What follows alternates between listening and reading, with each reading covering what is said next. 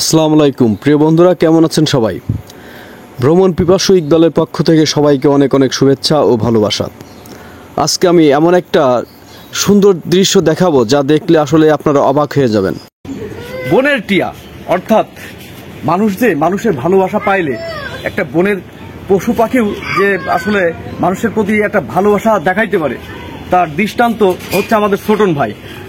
ইনি হচ্ছে বনের টিয়া উন্মুক্ত ছেড়ে দিয়েছে, ও একার মতো একা খেয়ে বেড়ায় এবং এখানে এসে ডিম এবং বাচ্চা দেয়, যেটা আসলে আমাদেরকে মুগ্ধ করেছে।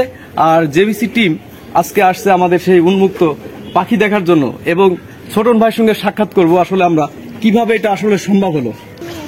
ছোটন ভাই, আসসালামু আলাইকুম। ওয়ালাইকুম আসসালাম রাহমাতুল্লাহি ওয়া বারাকাতুহু। কেমন আছেন আপনি? আলহামদুলিল্লাহ, আপনাদের দোয়া আল্লাহ খুব ভালো রেখেছে। আচ্ছা, আপনার লোকেশনটা বলেন। আসলে লোকেশনটা আমার সদর ঝিনাইদহ, এটা সাদাহাটি ইউনিয়ন বুড়াই গ্রাম। আমার নাম মোহাম্মদ জাহাঙ্গীর আলম ছোটন।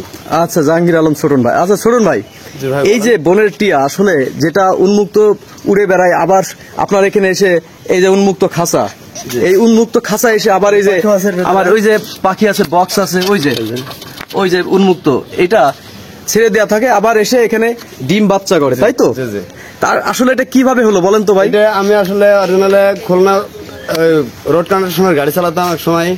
18 সালে আমি পঞ্চগড় ঠাকুরগাঁও ডিউটি করি। আচ্ছা আচ্ছা। ওখান থেকে আমাদের কোম্পানির ওই রোডের গাড়িতে একটা গাছ ভাঙে, বড় একটা গাছ, মরা গাছ সাইড করে দেয়। আচ্ছা। তারপরে ওর ভিতর থেকে ছোট ছোট বেবি, এত টুকটুক, এর চেয়েও ছোট। এবার আমি যে গাড়িটা চালাতাম সে গাড়িটা হচ্ছে সিনো কোম্পানি, জাপানি। এটা হচ্ছে এসি গাড়ি। আচ্ছা আচ্ছা। এর ভিতরে আঙ্গুর ছোলা চাবাই খাওয়াই মানুষ খাতাম। আচ্ছা আচ্ছা। 4টে বাচ্চা। তারপরে ওদের বাড়ি নিয়ে এসে ছেড়ে দিলাম, ওখানে ক্যাম্পে ছাড়তাম আমার আসলে। তারপরে দেখছি যে খুব ফিটিং হয়ে গেল। আচ্ছা আচ্ছা। ফিটিং হয়ে যাওয়ার পরে আমি বিডিং বক্স দিলাম, নেটে দেখেছি অন্যান্য জায়গায়।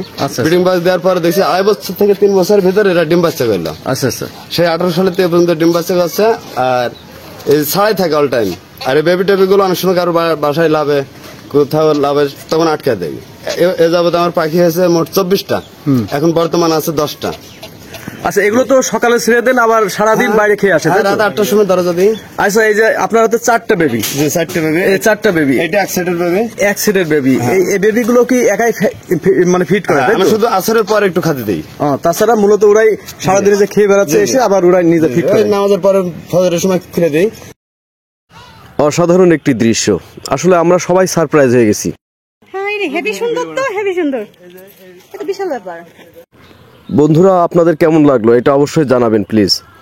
আর আপনারা আসলে এই অবস্থায় মানে কখনো দেখেছেন কিনা যে উন্মুক্ত অবস্থায় টিয়া পালন করছে এবং সেই পাখি সারাদিন বাইরে থেকে উড়ে আসছে, আবার বাসায় এসে বাচ্চাকে ফিড করাচ্ছে? এরকম উন্মুক্ত অবস্থায় কোনো পাখি দেখেছেন কিনা প্লিজ জানাবেন।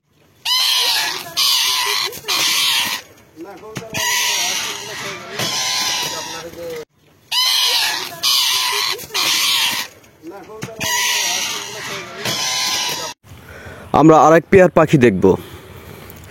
আসলে এই পাখিটাই 5টা ডিম পারছিল, আর 5টার ভিতরে কেবল একটা বেবি উঠছে। এই বেবিটার বয়স হলো 1 দিন মাত্র। এখনও 4টা ডিম আছে এবং 4টাই ফার্টেল। আর আসলে ডিমের সাইজগুলো দেখছেন? আসলে উন্মুক্ত পাখি সুন্দর পরিবেশ পাইলে আসলে পাখি সুস্থ থাকলে ডিমের সাইজও সুন্দর হয়। এই যে মা পাখিটি বাইরে মুখ দিয়ে দেখছে যে আসলে আমার ডিমগুলো বের করে কি করছে এরা।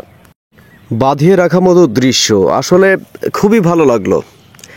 আর এই উন্মুক্ত পাখি দেখলে আসলে কার ভালো না লাগে?